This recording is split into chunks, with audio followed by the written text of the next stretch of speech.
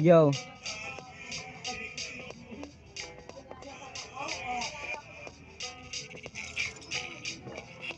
2G from Silang Cavite. Let's go. Para sa mga orakot.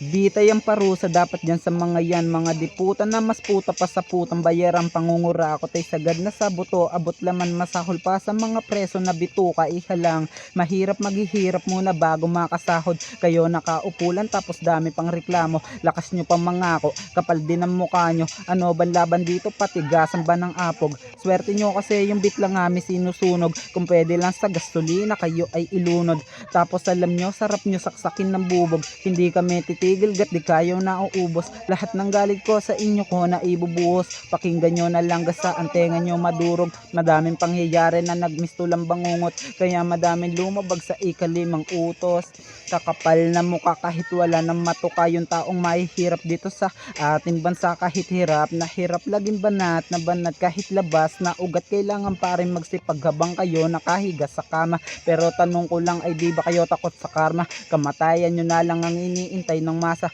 tingnan natin kung madala nyo pa yung mga pera sa impyerno, ista na agad dyan sa kwaderno, di ko nalalahat pero madami sa gobyerno, lapag nyo na lang sa babae nyong komento, pag di nyo naintindihan hindi ka Pilipino, kaya nasa ng hustisya, pera ng bayan ginawa nyong dilihensya, daig nyo pa mga nanakop na turista, tanong ko lang di ba kayo nakukonsensya, mga walang kwenta,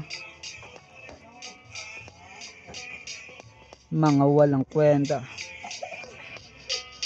Fuck you sa lahat ng mga orakot.